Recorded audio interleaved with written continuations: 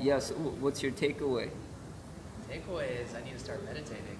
I mean, I've experienced the thing you said about like memories and but it's been more of a psychedelic experience, not a meditative experience. So that's something Psychedelic, like LSD and stuff? no, more like just blunts, Yeah. but keep that off the record. But yeah, We all start somewhere. And, believe me, when I was your age, how old are you guys? 18. 18? You're 18.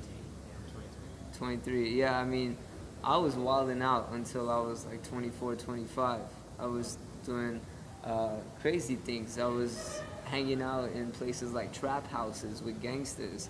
I used to tour with rappers. I used to be in the music industry. I used to hang out at like homes of like essays and things like that had music studios, and just seeing all kinds of things. But deep down, I knew that I was seeking this enlightenment, because ultimately that's what's going to give me the happiness that I'm looking for. Everything else is so temporary. It just comes and then it goes. You get high, but then you get low. Why can't I just keep going higher without coming down? How can I retain this happiness? Ultimately, that's what we want as living entities. We're pleasure seeking, even down to the ant. If an ant is like on the floor and it's crawling and you try to put your finger there, it's going to try to go the other direction because it doesn't want to feel pain, and it's always seeking pleasure. And same as us, we're just like an ant. We're trying to avoid pain, and we're trying to seek pleasure. So what is it? What is going to give us eternal pleasure? Pleasure that's long lasting. And I feel that it started during the school systems when we were like 5 and 6 years old. That the way that it has been set up, we're forced to sit in these desks for like 6 hours, and it's totally unnatural for a child. And then we're given subjects that don't even interest us. And some kids, they need to like study music.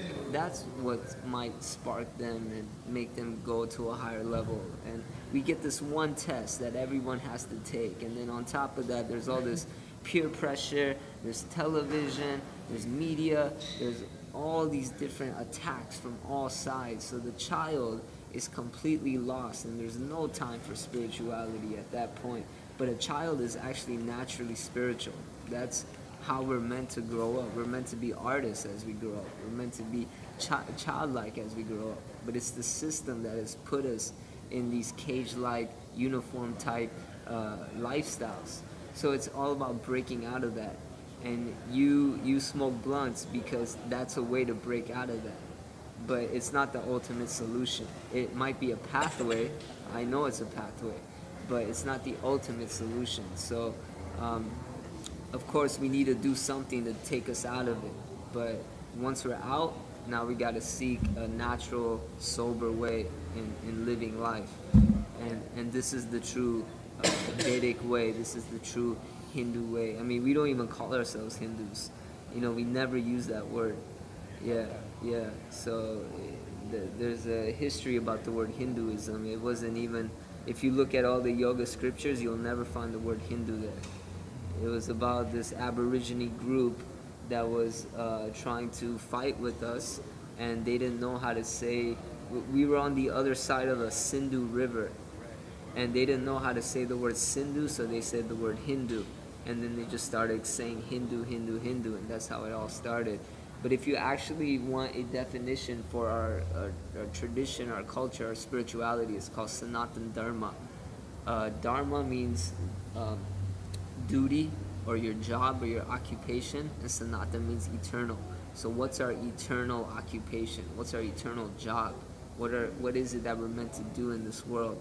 And that is our culture. Any other takeaways?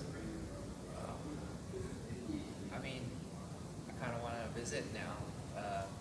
We're going to be visiting pretty soon, so definitely want to kind of see what it's about. Well, there's two sides to a temple. There's the Orthodox side, and then there's like a something for the new generation. So I think you should first come to something like that for the new generation, unless you want to see the Orthodox side. But the new generation, we just know how to relate to you guys, you know? So So like this event. yeah, something like the USC club, you know, it meets people where they're at. We don't, if we're on this like top of the ladder and we're trying to like give you something and you guys are like, you know, a little bit lower, we can't even meet hands. So we gotta like meet halfway and then work our way up together. Yeah. How about you, Ram? Any takeaways?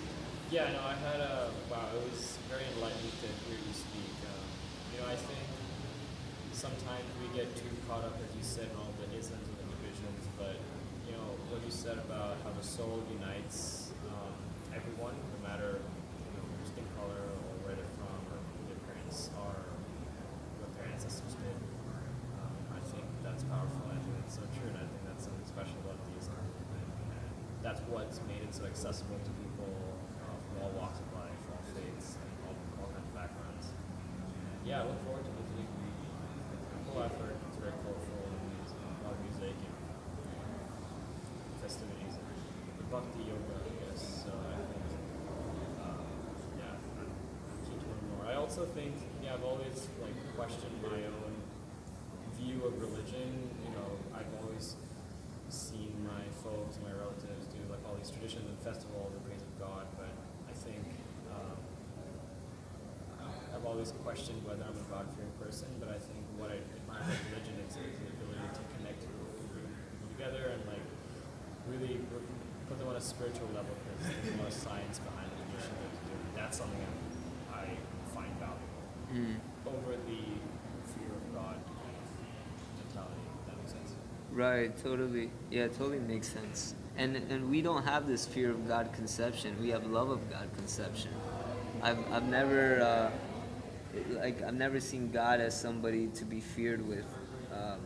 It's just someone to love, and so it's a nice understanding. And like in like hip hop music, or like if somebody wins an award, they always want to give like a shout out. Like, I want to shout this person out. I want to shout that person out. So I want to shout out the founder of this Krishna consciousness movement, his name is Prabhupada, who was 70 years old and came on a boat from India to America just to bring the spiritual knowledge. And if you read his life story, it's like an Oscar award-winning movie. It's just like the most amazing thing ever, because he didn't have people here to help him out. He had to live in Skid Row in New York City and be with all the homeless people. He was with the people. He wasn't up high somewhere on a balcony. He was down there in the gutter, and they rose up together and took over a nation. So it's incredible. Really urge you guys to check out Prabhupada's story.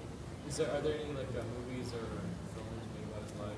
Actually, we just released a full feature film on his life last year. It was in theaters, actually, selected theaters. It's called Hare Krishna. That's the movie name. The movement that started it all. It's like a documentary, kind of. So, yeah, I urge you guys to check that out. But what I did, I just typed his name, Prabhupada, on YouTube, and I found all these rare clips of him, actually, from the 60s and 70s. And at the time, he was the most documented person on the planet. So much video footage. They even have his death on video when he was 81 years old and he was leaving the body in India. They have it all on video. So it's important. People think, why are you getting so serious about life? All this death stuff, but it's we got to start with death if we want to really truly live life. Imagine if you're at a party, right? And the guy at the party says, yeah, you can be here as long as you want. You can enjoy. You can do whatever you want at this party. Go ahead and have a blast. So you're at the party. It's so fun. There's so many different things to do. And all of a sudden, the guy right next to you gets shot with the shotgun. And then the guy right beside you, he gets shot with the shotgun. I mean, can you still enjoy the same? Can you still party the same? It's going to be really tough because people around you are dying. Well, that's this material world. People around us are dying, and we're still trying to party.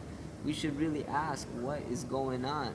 Where am I? How did I get here? What's the goal? What am I supposed to do? If we ask these deep questions, they're all inside of us. It's about just inquiring more and more. I'm telling you, your life can transform incredibly. So that's all we're just trying to urge. Yeah. Thank you guys very much. Of course. Yeah, thanks, man. No, I think beyond this project, that was just very enlightening